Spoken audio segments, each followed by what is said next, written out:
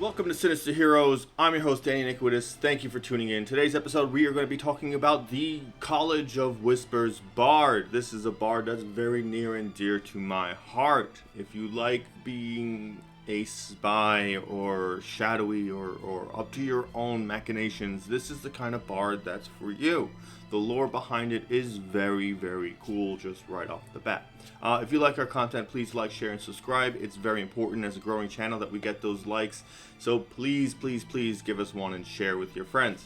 Alright, without further ado, let's jump right into it. College of Whispers. The bard that no other bards trust. The bard that impersonates other bards and finds their way into strong positions to fulfill their machinations, whatever they may be, whether it be for organizational purposes or their own vile intentions. Distrusted by all other bards and looked down upon. This is the College of Whispers, and this is why we love them so much here. They are dark, they are edgy, they are distrusted, they come with this incredible lore behind them, and their abilities reflect their ability to be good at what they do, which is getting in, infiltration, working the minds of other people to appease their goals.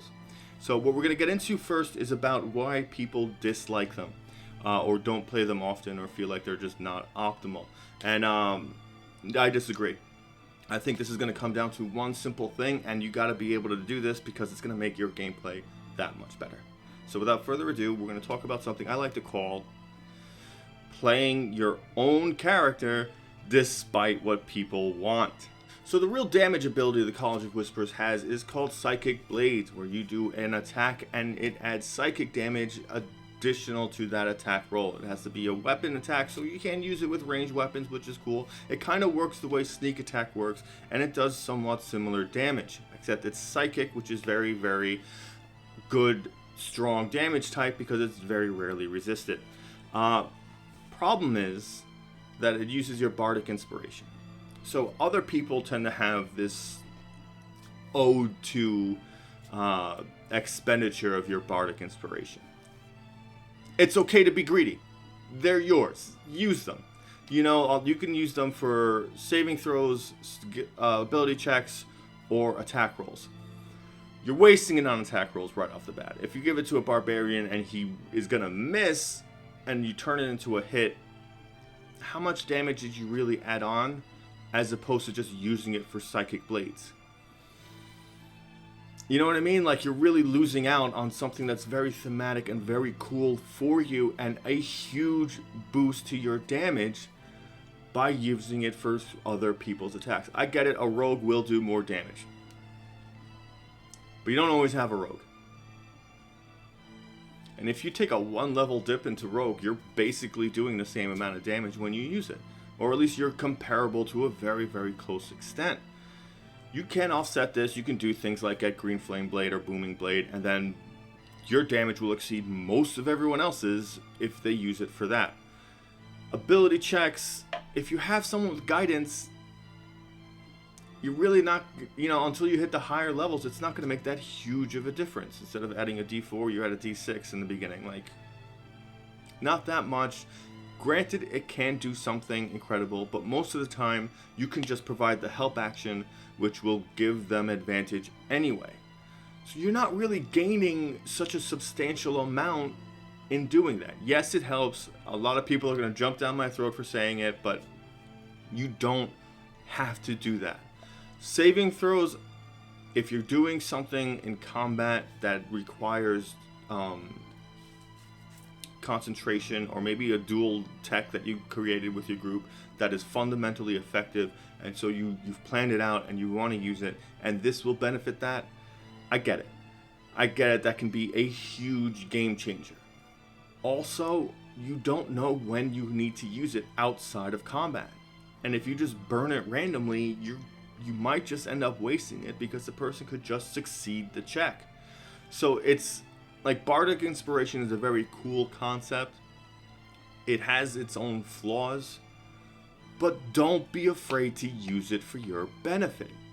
That's one of the things that holds people back when they see the College of Whispers Bard, because they see bardic inspiration as this incredible bonus that the party desperately needs, and yeah, it can help.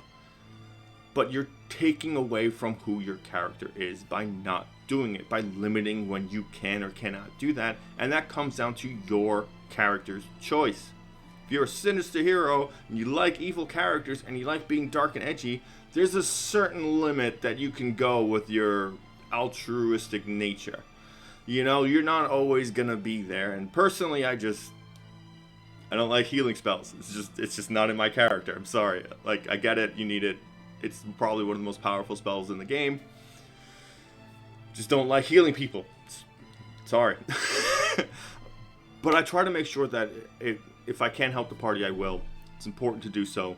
But you can't shackle yourself into being something you're not because your other party thinks it's better for them to have things.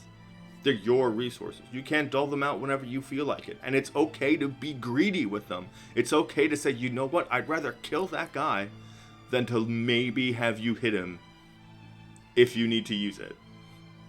Make these choices for yourself. Use these abilities. The problem with a lot of these abilities are everyone's so scared to use them. Everyone thinks, oh, I gotta save it for the perfect moment, otherwise it's wasted. And you can sit there clenching this ability till the end of the campaign and never use it once. Use it. Use it often. Use it when you get the chance. If it says it's got a short rest, use it. Get familiar with the ability in game. It makes a difference, and every time it succeeds, you'll feel more unique about being that kind of character. And that's why we have these archetypes, so that way you can play a bard 7 times and each time feel a little bit different. But if you never use the abilities, all you're doing is just hiding them for in case of emergency, break this glass, but nobody breaks the glass. Words of Terror. Now, if you're like me and you love the fear condition, this is a very cool ability. Now, you have to talk to a character or creature alone for 1 minute in order to get this to happen. And then you force them to make a wisdom save, and if they fail the save, they are frightened of you for an hour. Now, this is one of those things where immediately people are like, oh, well, this is impossible to do, blah, blah, blah, blah, blah. What you have to do is define alone. You can walk 5 feet away from a group of people and talk privately, and that might be considered alone. You have charisma, persuasion will get you to do that. You can use these things in situations that are like not necessarily dangerous, and that way you get a cool roleplay ability because of it. You have to just try and use it. Define what alone means with your DM and express your interest in being able to use this ability. When say you're in a caravan and you're traveling and you come across bandits or something, maybe you take the leader and say, look, I have something very priceless and I would like to negotiate with you, but it's important, but some of the people here are not privy to that kind of information. Let's talk privately. Drop all your weapons, and there you go. There's an opportunity for you to use it. Maybe you walk far away that you are considered alone. Or maybe you can use additional spells to make it seem that way. But what's important to do is to understand that when someone's in fear of you, you can manipulate them to do things for you. You get them into an enclosed area where they cannot escape. You can pressure them into giving you certain things or access to certain places that you wouldn't normally have. This is an RP ability, yes. It's hard to use this in situations where you're not actually talking to someone. But, I mean, like in like a social scenario. But you can use these whenever you encounter anything. You can use it in a shop just to steal goods, you know what I mean? Like, get someone in fear and tell them to quake in the corner while you do whatever it is you need to do.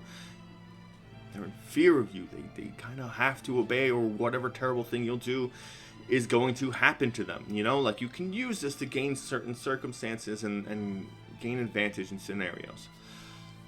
Again, one of those abilities you just have to try and use. If you don't use it, it's completely wasted. And most of the people that have played College of Whispers Bards just put this on the back burner and don't ever use it because they can't figure out a way to do it. You got to be a little creative. You're a bard. You're a performer. This is a performance. This is just a private one. You can get it to work. It can be advantageous. Just get into it. Just try and use it. Stop fearing it not working, because if it doesn't work, nothing happens. You don't even have to say evil things to them. Just the fact that you're talking to them subconsciously puts this fear into them. They don't know you're doing it. Use that to your advantage. Mantle of Whispers. This is an ability that gets completely ignored most of the time, and people don't see how strong it can be. This is an ability where if a humanoid dies within 30 feet of you, you can capture its shadow. When you do so, you can activate it, and it causes you to don a disguise of the individual, and you look like the individual, and you have some of the individual's memories. It's limited to information that the individual would share with an acquaintance, and just enough information for you to pass yourself off as them. Now, you look like this character, you have some of their knowledge, and if questioned, you should be able to answer questions about your personal life in order to reinforce that. Best thing is in order for someone to see through this disguise, they need to beat an insight check against your charisma-based deception check +5. You put expertise there, it's a check. You have expertise in it, you will crush that almost every time it comes up. So you now have this great disguise on you. Now, here's what people forget. If you're infiltrating a castle, there are guards. You kill one of the guards, steal their shadow, you know what you know? Where the treasure is, where there would be captives, where the king sleeps, where his advisors are, because that's general knowledge for his job. He would be able to share that with an acquaintance because his acquaintances are all guards. You know basically the layout. You know where the guards are stationed. You know their patrols because they're your patrols, and that's general information needed to know to pass off who you are, because you need to know where you're supposed to be. You've just cracked the layout, you know traps, you know dangerous people that might be in there, people who are visiting that you might not be aware of previously. It is monumental what you can gain from this ability, and all you have to do is use it. You get it once per short rest. Use it. Gain whatever small little information you can. It's great. It's beneficial. You gain so much in a dangerous situation where you're under siege, where you're surrounded by enemies. Kill the smartest looking one and then use this, and you gain so much knowledge of how to dodge your attackers and how to benefit your party the best. It is a smart tactical ability. It is recon without any expenditure. It is great. It is important that you use this ability. I cannot stress how much this is overlooked. But again, you just need to use it to see what you can do with it. Be creative. This game is broken by creativity. The smarter you are, the more creative you are, the greater the experiences you will be at what you do, especially with classes like Bard, where you have a lot of illusionary magic. You have minor illusion, major illusions, things like that. You can do incredible things when you manipulate the surrounding world, because you're influencing the people to do things for you, to gain things for you, and this does that. This gives you a map of everywhere you are with information as to where everyone else is supposed to be and what they're doing there, what they're after, what they're trying to get, how to protect it, and where they're supposed to bring it to afterwards. That is general information. They might not know exactly what it is, but rest assured they know what route to guard on the way back, so the people that do are protected and safe. Stop being scared of abilities sounding complicated. Stop being scared of not being able to use things because you just don't know how to use it. There are people out there like me that are here to do this for you, so you can use it, so you can make your experience better by breaking into a new way of thinking. Sorry to go off on that, but really, I can't express how awesome this is. Plus, you just ripped a shadow off someone, and now you are that person, and it is practically impossible for someone to figure that out. You have free reign. If you were chaotic evil and you were going to destroy something, you kill the king, you put on that disguise, and you just throw all your treasure into the street. Watch the mayhem, watch the city burn completely, and enjoy it. That you can do in one session. That's how powerful this ability is. Don't get me wrong, killing a king, obviously very difficult, but it is an option. Now for the coup de grace. Shadow Lore, a 14th level ability. This is a very, very cool one, especially considering if the enemy succeeds, nothing happens, you just look a little unusual. You can basically walk away if things do not go your way. Right off the bat, an ability with no downside, I think it's pretty great. First off, if they fail this wisdom saving throw, you have got them to understand that you know their deepest, darkest secret, and that you will expose it. So they instantly become like a thrall to you. They basically do whatever they can. They give you gifts, they share information with you. They won't do anything that's outside of their character to do, but you can use it in combat as an action. So if you're fighting a commander and you use this, he's inclined to fight because that's who he is, that's what he does, that's his daily job.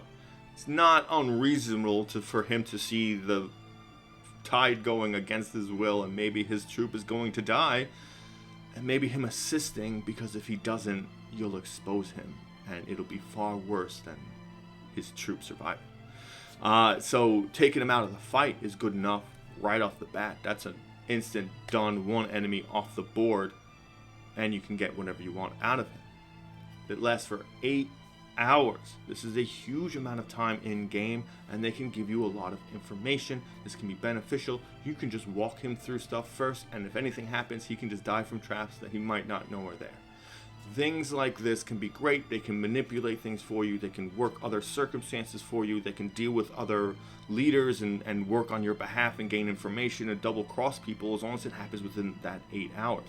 You happen to be in a scenario where leaders of the world you're playing in are meeting, and you grab one of them with this, that meeting's about to happen. For 8 hours, you have a leader, a king, a queen, running your best options on the table, as opposed to what's best for everyone else. And then it's flat out giving you all the information. It can be powerful. This is a cool concept. Do this on something that's already aggressive and is prone to fighting, then it's already inclined to fight for its friends and whatever, because that's who he is. And yeah, you can bring him into combat, and as long as you and your friends don't hit him, I think it's pretty reasonable that he'll be there. And it's beneficial just to have an extra pocket person to do your bidding. So yeah, you can do this, and maybe if you happen to be of a race that doesn't need to sleep for 8 hours, you might be able to smash this again and keep him almost indefinitely. 2 days, 3 days, a week, whatever, however long he lives is beneficial.